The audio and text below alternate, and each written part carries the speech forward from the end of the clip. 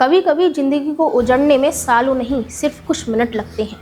कुछ मिनट पहले तक एक परिवार साथ था, हंस रहा था, बात कर रहा था, भविष्य की योजनाएं बना रहा था। लेकिन फिर धुआं उठा, चीखें गूंजी और कुछ ही देर में पूरा परिवार बिखर गया। जब आग बुझी तब पीछे बची थी सिर्फ राख, आंसू और उन लोगों की यादें जो अब कभी लौट कर नहीं आने वाली थी। किसी को नहीं पता था कि कुछ ही घंटों में खुशियों से भरा एक परिवार सिर्फ यादों में बदल जाएगा। नमस्कार, आप देख रहे हैं खबर एक्सपर्ट। मैं हूं आपके साथ रिया वर्मा। दिल्ली के मालवीय नगर स्थित फ्लोरिस स्टे होटल में बुधवार सुबह लगी भीषण आग ने कई परिवारों को ऐसा जख्म दिया जिसने शायद कभी भुलाया नहीं जा सके। इस हादसे की सबसे दर्दनाक कहानी गुरुग्राम के रहने वाले चार्टेड अकाउंटेंट विवेक अग्रवाल और उनके परिवार की है। विवेक अग्रवाल अपने पिता का इलाज कराने दिल्ली आए थे।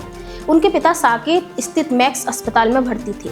अस्पताल के पास रहने की सुविधा के लिए परिवार ने मालवीय नगर के फ्लोरिस स्टे होटल में कमरे बुक किए थे। विवेक के साथ उनकी पत्नी तर्जनी, मां प्रेमलता, दो मासूम बेटियां जीविशा और वार्या, मामा अशोक गोयल, मौसी कमला और परिवार के अन्य सदस्य भी मौजूद थे।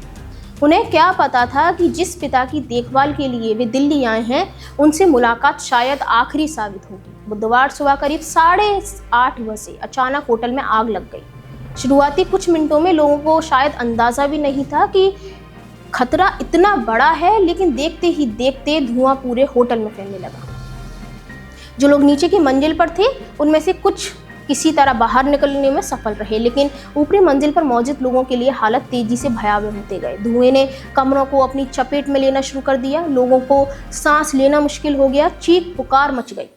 हर कोई बाहर निकलने का रास्ता तलाश रहा था, लेकिन समय बहुत तेजी से निकल रहा था। इसी दौरान विवेक अग्रवाल ने अपने परिजनों को फोन लगाया। उनकी आवाज में डर साफ महसूस हो रहा था। उन्होंने कहा, भाई शायद हम नहीं बच पाएंगे। चारों तरफ सिर्फ काला धुआं, सांस लेना मुश्किल हो रहा था। यह फोन कॉल उनके जीवन की आखिरी बातचीत था। चश्मदीदों के अनुसार कुछ ही मिनटों में पूरी इमारत धुएं और आग की चपेट में आ गई। होटल के बाहर अफरा तफरी का माहौल था। लोग मदद के लिए पुकार रहे थे। आसपास मौजूद लोग भी अपने स्तर पर बचाव की कोशिश कर रहे थे। सूचना मिलते ही दमकल विभाग और बचाव दल मौके पर पहुंचे। आग पर काबू पाने और लोगों को बाहर निकालने का अभियान शुरू किया गया। कई लोगों को सुरक्षित बाहर निकाला गया, लेकिन तब तक काफी देर हो चुकी थी। जब तक बचाव दल ऊपरी मंजिलों तक पहुंचा, कई लोग धुएं और आग की चपेट में आ चुके थे। अस्पतालों के बाहर परिजनों की भीड़ जमा होने लगी थी। हर कोई अपने अपनों को ढूंढ रहा था, अपने अपनों की खबर जानना चाहता था, लेकिन जो सूचनाएं सामने आ रही थी वो दिल तोड़ देने वाली थी। विवेक अग्रवाल, उनकी पत्नी, मां, दोनों बेटियां और परिवार के अन्य सदस्य इस हादसे में जान गंवा चुके थे। परिजनों के मुताबिक कई शव इतनी बुरी तरह झुलस चुके थे कि पहचान करना भी मुश्किल हो गया था।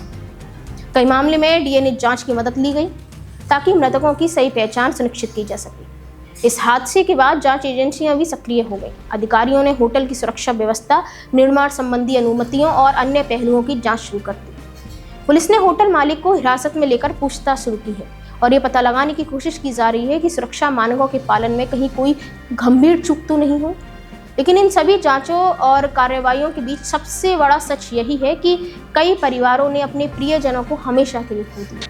विवेक अग्रवाल अपने पिता का इलाज कराने आए थे। शायद उन्होंने सोचा होगा कि कुछ दिनों बाद सब कुछ ठीक हो जाएगा और परिवार फिर से घर लौट जाएगा, लेकिन अब तक एक पिता अस्पताल के बिस्तर पर है। उसका बेटा, बहू, पत्नी और अन्य परिवार के सदस्य दुनिया छोड़कर जा चुके हैं। और यही वजह है कि यह हादसा सिर्फ आग लगने की खबर नहीं, बल्कि उन टूटे सपनों की कहानी बन गया जो एक सुबह अचानक धुएं में